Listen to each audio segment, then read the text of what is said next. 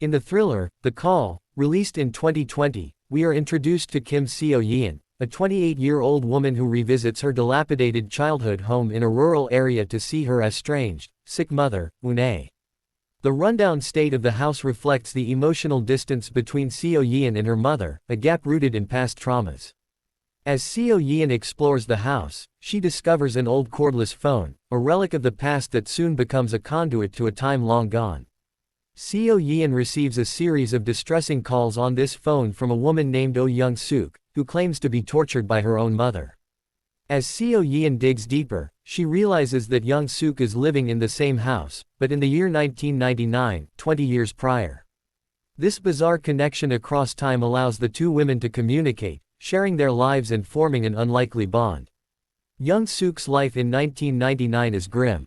She is orphaned and lives under the oppressive control of her adoptive mother, a shaman who subjects her to harsh rituals.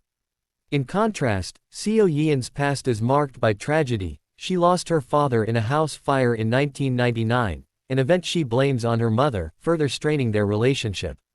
Driven by a desire to alter their fates, Seo-yeon provides Young-suk with information about the future. She instructs her to prevent the fire that killed her father, a pivotal moment that could change everything. Young-suk follows through, and Seo-yeon's reality shifts dramatically. She awakens to find her parents alive and well, their home now opulent and her life seemingly perfect. However, this act of temporal interference comes at a high cost. Young-suk faces severe punishment from her mother, and resentment begins to fester within her as she watches Seo-yeon's life improve while hers remains stagnant. Seo-yeon's joy is short-lived. Through her research, she learns that Young-suk was destined to die at the hands of her mother during an exorcism. Acting on this information, Seo-yeon warns Young-suk, who then manages to save herself.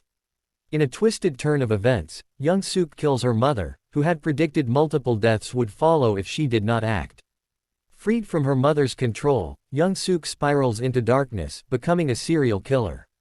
Seo-yeon's world starts to unravel as Young-suk's actions in the past cause people in the present to disappear. The plot thickens when Seo-yeon inadvertently tips off Young-suk about her impending arrest. Seizing this information, Young-suk takes drastic measures. She kidnaps the 8-year-old Seo-yeon and her father when they visit the house to finalize its purchase. In 2019, Seo-yeon's reality is altered again, with her father dead and the house in even worse condition. Desperate and panicked, Seo-yeon is forced to cooperate with Young-suk, who demands to know the details of her arrest to avoid it. Seo-yeon initially provides false information, but when Young-suk threatens to kill Eun next, she breaks into the local police station to steal the police notebook from 1999. The tension escalates as Young-suk reveals a shocking truth: it was Seo-yeon who accidentally started the fire that killed her father, not her mother.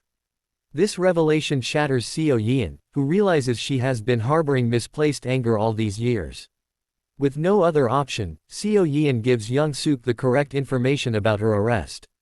Reality shifts once more, and the house is now owned by an older Young-suk, who has continued her killing spree over the years.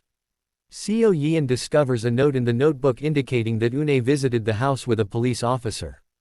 Determined to change the past once again, Seo-yeon waits in the house and warns the 1999 Eun about Young-suk. In a gripping parallel sequence, Young-suk from 1999 and the older Young-suk from 2019 both engage in deadly pursuits of their respective targets. Eun, displaying immense courage, sacrifices herself to protect young Seo-yeon and to kill Young-suk.